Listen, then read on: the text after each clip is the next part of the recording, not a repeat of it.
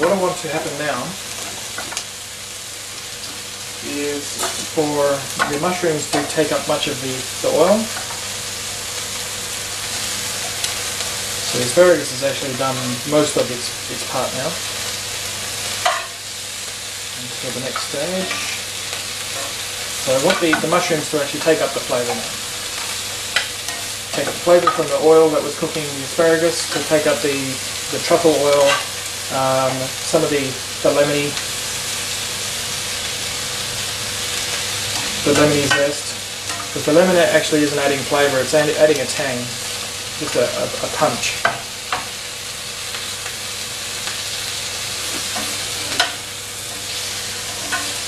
Move these around a bit so we can get the mushrooms around into that oil,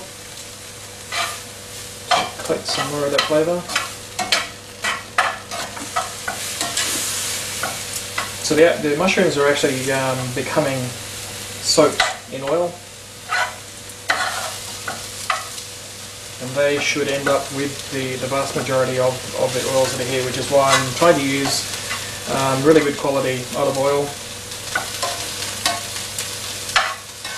The extra virgin olive oil adds a fruity note. The fruity note from the olive oil, the tang or the hit, the bite from the lemon, salt and pepper, and earthy note from the truffle oil, and also from the asparagus. Okay. Now the reason why we're putting as much oil into the mushrooms as we are is because the next step of this is to steam the asparagus. The asparagus is still quite firm. It needs to be cooked a little bit more than it is at the moment, not much more, just a little bit. But I don't want to fry it. I don't want it to be believe it or not, a greasy fried up meal. Okay. I think the mushrooms are pretty good. So, what I'm going to do now is to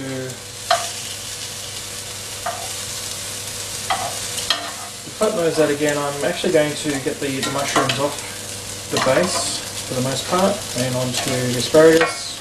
Again, absorbing the flavours from the asparagus. And the asparagus, being a woody vegetable, takes the direct heat a lot better. Okay.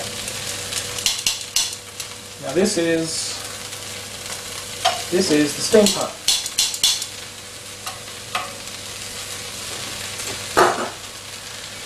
What I'm going to do now is to add about 100 ml of water.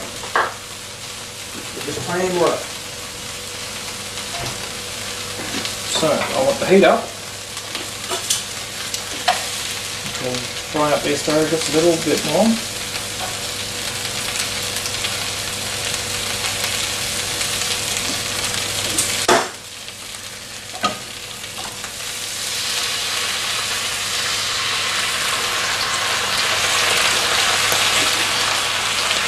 So I'm going to use about 50 ml there.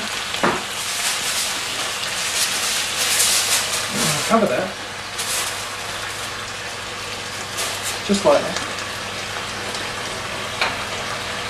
and I have to keep an eye on the temperature. While I'm doing that, I move on to the poaching of the eggs.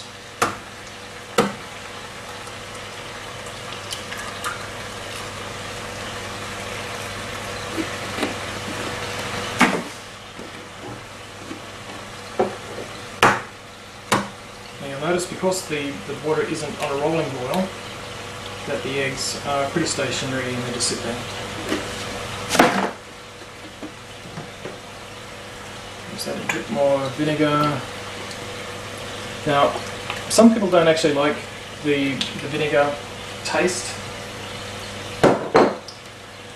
I don't mind it, but one of the reasons I do the hot water bath afterwards is to keep the eggs at temperature while you're doing the rest of the meal, especially if this part takes longer than you expect. Hello Moose, Moose is trying to help you. You can help from over there, Dana. Okay, now the asparagus is steaming and should steam fairly dry. It should actually boil off the residual water that's there. And meanwhile, the eggs should poach and be ready for serving about the same time as the asparagus and mushroom.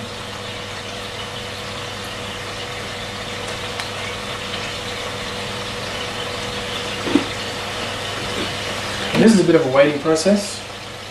I'm just waiting with it to pause the tape and proceed that way.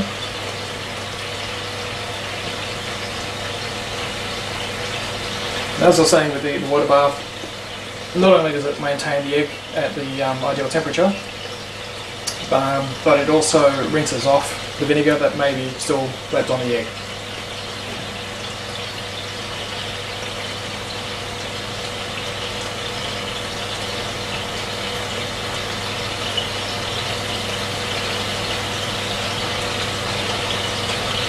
So under the foil now we have a good steam bath going on, and the water is essentially surrounding the asparagus and steaming it now. So there's no more frying process happening. And this is the reason why you embed so much of the oil within the mushrooms, because mushrooms have an affinity for water, and if you try to steam this meal without the oils in the mushroom, then the mushrooms would absorb all the water and become tasteless, waterlogged pieces. But this way they're somewhat waterproof, they're immune from the water getting in. Now see, you can't be my little cameraman.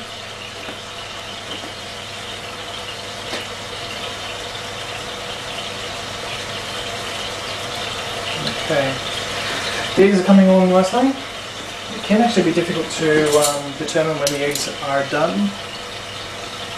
For that, I just tend to move them to see how easily they move, how firm they are,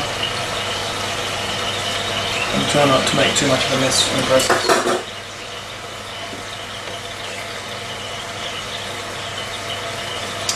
So we've got our steam bath. That's good.